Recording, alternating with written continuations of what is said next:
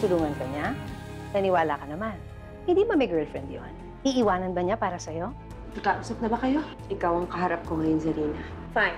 Si Atom ang ama ng ipinagbubuntis ko. Zarina. Alam na ni Stella. Tawarin mo.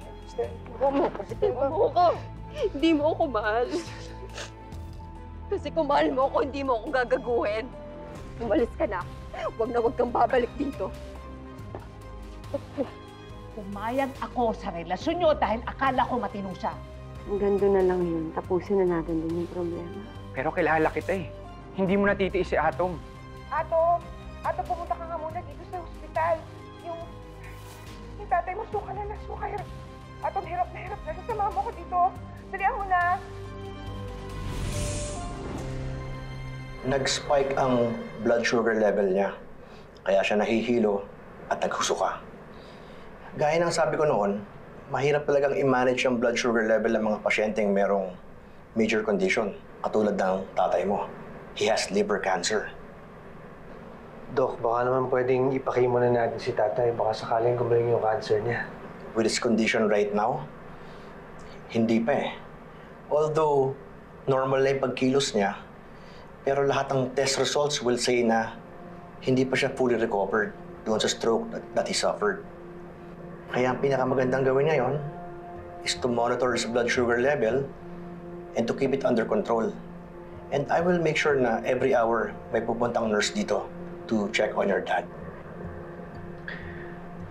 Salamat po, Dok. Okay. Excuse me.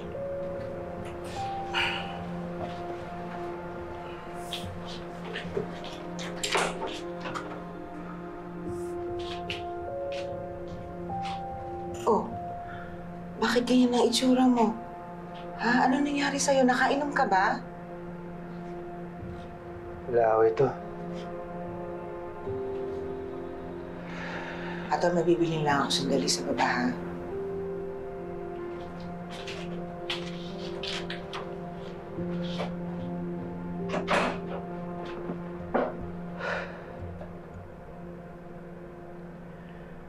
Anak. Tay. Magpahinga lang kayo dyan. Nandito lang ako sa tabi niyo. Ang naginip ako, araw na raw ng kasal niyo. Napakasaya. Ang daming tao, pero hindi mo ako kinakausap. Pati si Stella, hindi ako kinikibo. Pero hanggang sa pakiramdam. Kasi kitang-kita ko kung gaano kalukasaya ni Stella.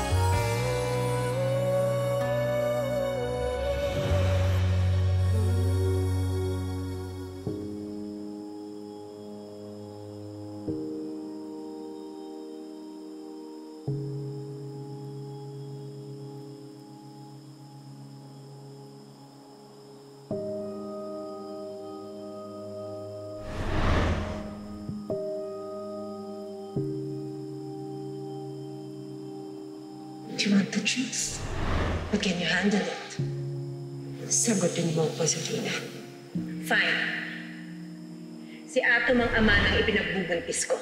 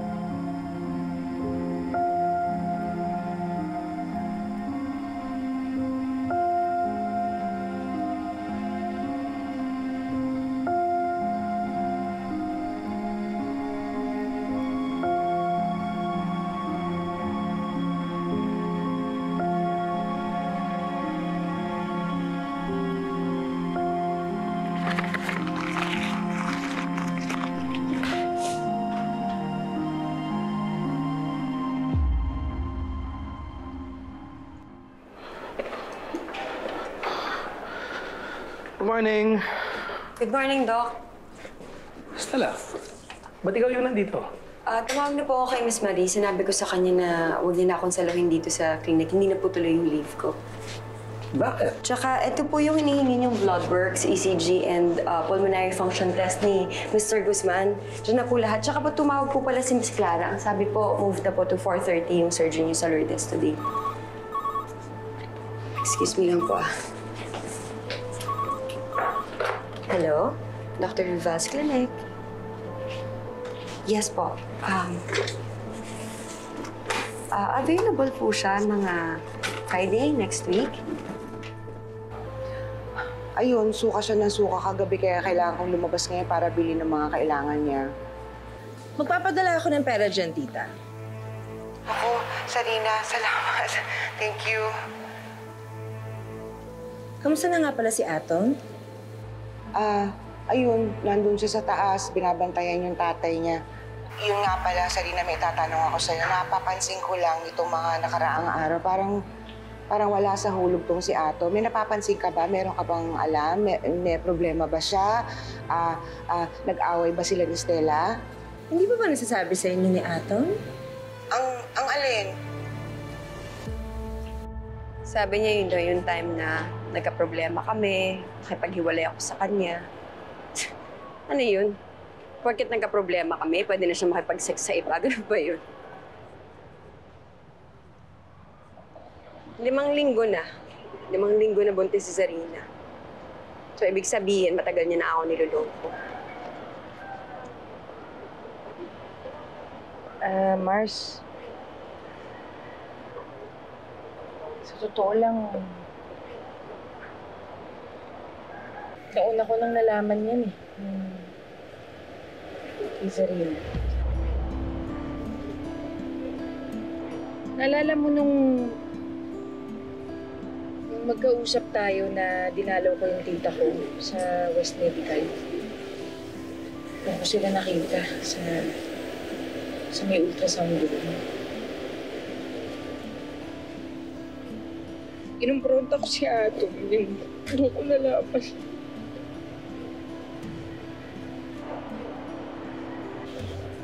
Bakit hindi mo sa akin sinabi? Kasi nag-explica sa akin si Atom.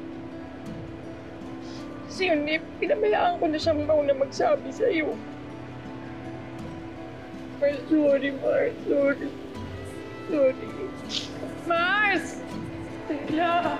Dixie, umalis ka na, please. Stella, sorry na. Kaibigan kita! Tinraidor mo ako, Dixie. Tinraidor mo ako. Hindi ko naman sinasadya yun kung di naman sinabi ni Atom sa'yo, sasabihin ko naman sa'yo agad. Ako mismo magsasabi sa'yo. So ano tama yung ginawa mo? Naitago sa akin, Daisy? Na makipagsabuatan sa ex ko? Tama yun, Daisy? Akala ko yun yung tamang gawin Hindi kita kaibigan, Daisy. Pinagmukha mo akong tanga. Sorry. Umalis ka na. Umalis ka na. Ayoko nang kausap. Umalis ka na.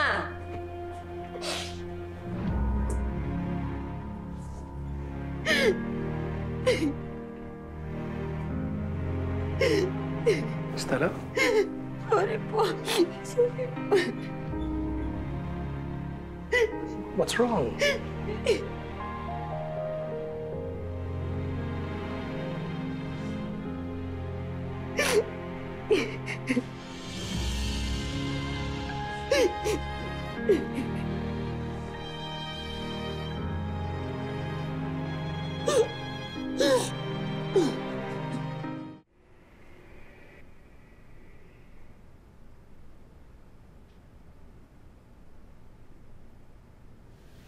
Ma'am, all prepared na po si Sir Artemio for MRI. Advice ko lang po yung radiologist. Excuse me po.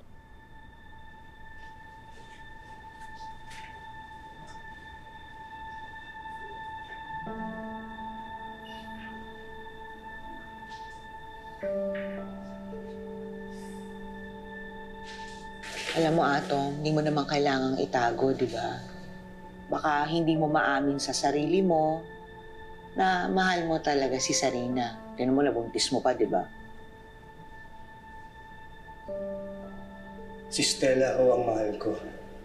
Ah, talaga? Mahal mo si Stella, pero sinaktan mo. Atom, para hindi ka nalang mahirapan, ba't di mo nalang tanggapin na hiwalay na talaga kayo ni Stella at ang dapat mong panindigan ngayon ay si Sarina?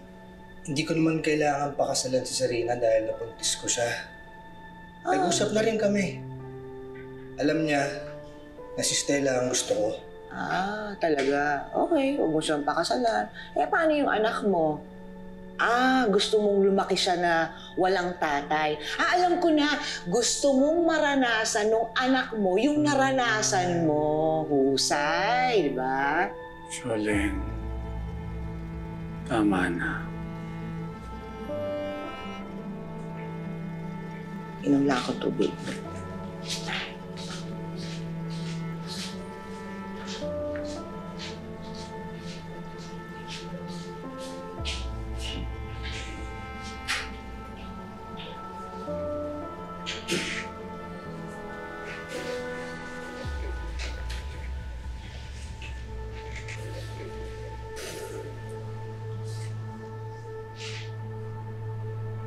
Pasensya ka na sa Tita Jolene mo.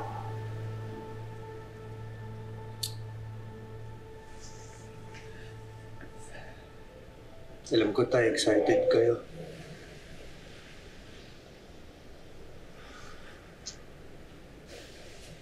Pero, pasensya na ako kayo at mukhang malabo na talaga matuloy yung kasal namin ni Stella. Hayaan pa talagang mangyari yun.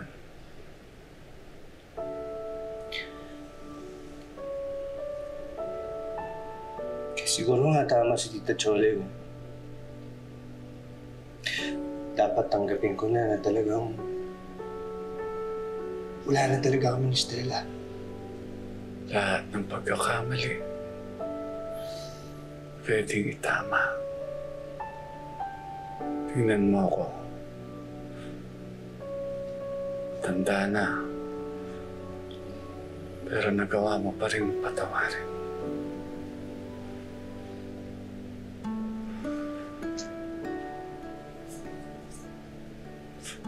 At hanggang ngayon, pinipilit ko pa rin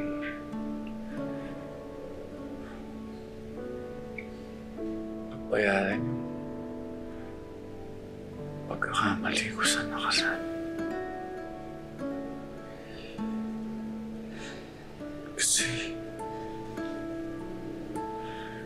hindi ako sumuko. Sana huwag mo sukuhan si Stella. Nakakalungkot nga lang.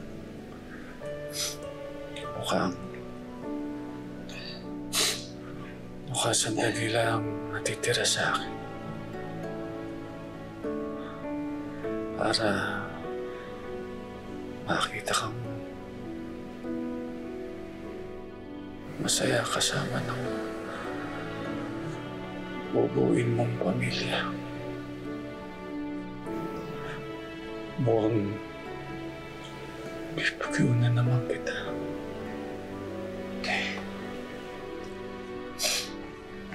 Huwag ako kayong magsasalita ng ganyan. Ha? Huwag kayong bibitin. Ikaw, anak. Ikaw huwag bibitaw sa pagmamahal mo kay Stella.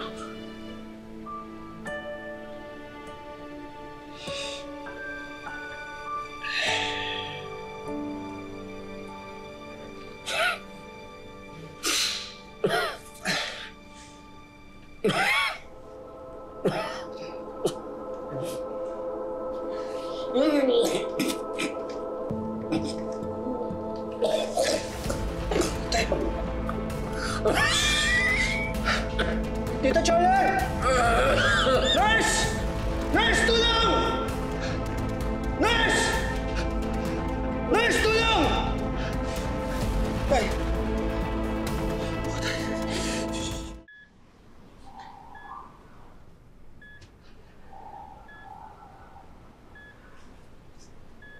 Nagtataas pa ba daw yung blood sugar level ni tatay?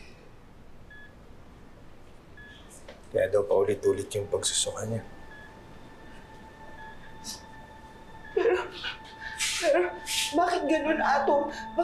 Nasaan yung mga doktor? Ba't wala silang ginagawa? Kumalat na yung cancer ni tatay, Tito Choling. Nakita rin ng mga doktor na gumawa ng mga bagong test sa kanya na naapektuhan na raw pati yung pancreas niya. Kaya mas mahirap daw i-manage yung blood sugar level niya. Diyos ko! Ano ba to? Bakit hindi pa ubos-ubos yung sakit niya? Padami na padami. Kenyo!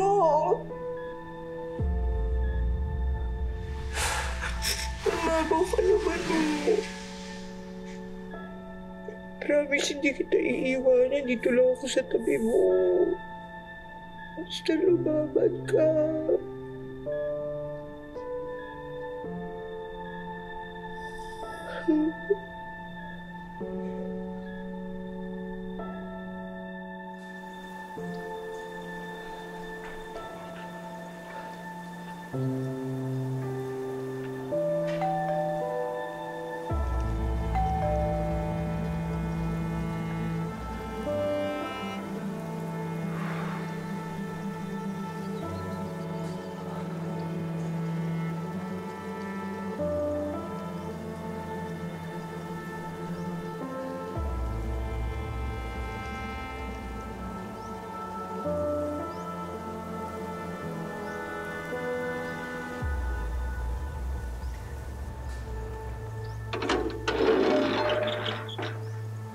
Anong ginagawa mo dito?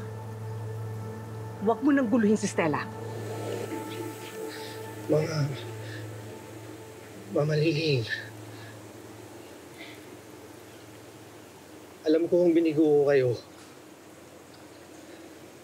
Baka nga wala ng kapatawaran para sa inyo yung nagawa ko, pero hindi ko kayang mawala si Stella. Kahit humingi ako ng tawad sa kanya araw-araw, lumuhod ng paulit-ulit gagawin ko. Bigyan niyo lang ako ng pagkakataon na ituwid yung pagkakamali ko. Ang kapal ng mukha mo na hingin mo ang tulong ko para mapatawad kay Stella. Kung tutuusin, ako dapat ang unang nagtataboy sa'yo. Oo. Nagpapasalamat ako sa lahat ng naitulong mo sa pamilya namin. Pero wala nang kwentang lahat ng yun. Nabura lahat dahil sa panluloko mo kay Stella. Sobrang pananakit mo sa kanya. Nung mamatay ang papa niya, pinasan niya lahat ng mga problema ng pamilya namin. Kaya lagi kong pinagdadasal na sana kung mag-aasawa man siya, sana yung matino, yung komportabling ibibigay na buhay sa kanya, hindi yung dagdag ng sakit ng ulo, yung totoong magmamahal sa kanya. Pero hindi pa nga kayo na ikakasal. Ilang beses mo na siyang sinaktan. Pasensya na, Atom. Hinding-hindi ako papayag na mabalik sa'yo uli si Stella.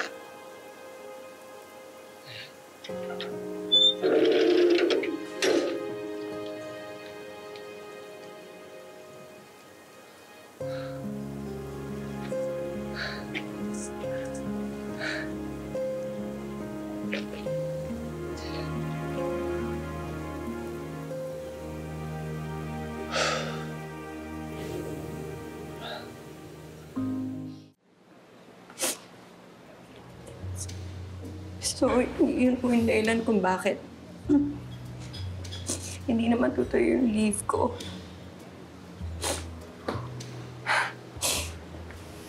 Tapos nalaman ko pa yung best friend ko na alam niya pala lahat, hindi niya sa akin sinabi. Sorry sa inyo pa ako naiyak. Oh, it's okay. You can tell me anything.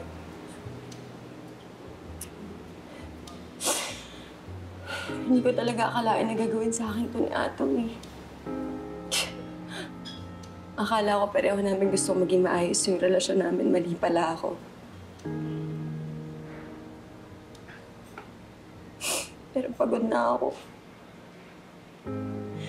Pagod na ako umiyak, pagod na ako masaktan, pagod na ako magalit. Ayoko, pagod na ako.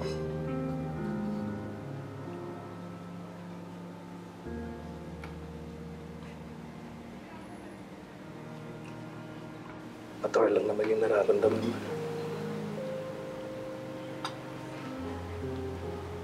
Try not to forget, though. You're worth a lot more than that. Matatag ka. Yun nga yung isa sa mga inaangahan ko sa'yo. Malalampasan mo rin yan. You deserve better, Stella. So many people out there are willing to treat you properly from the very beginning. Treat you right. Never hurt you. Huwag kang sumuko sa love.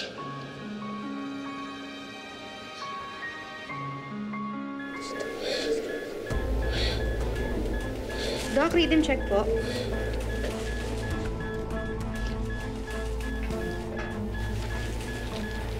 No heartbeat. Continue CPR.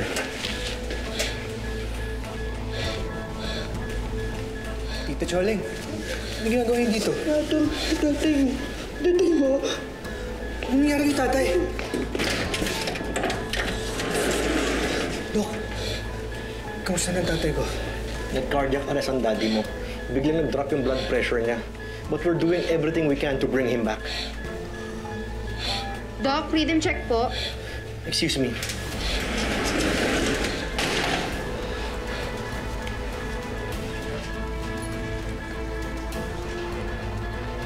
No heartbeat. Continue CPR.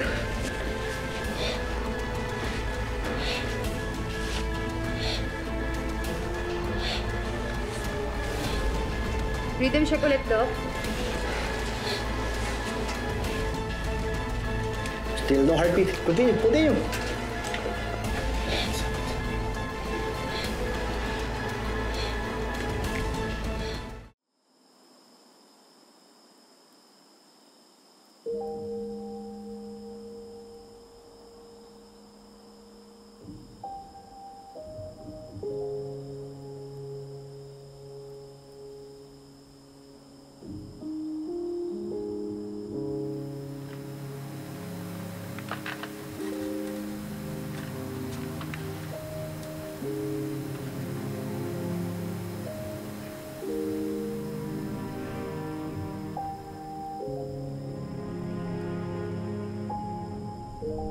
Rhythm check ulit, Doc.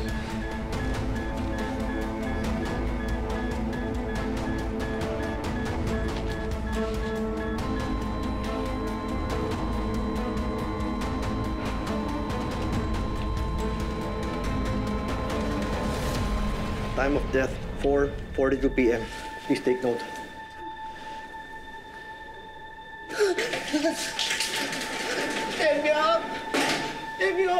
I'm sorry, but there's nothing more we can do. Nakikirami po kami.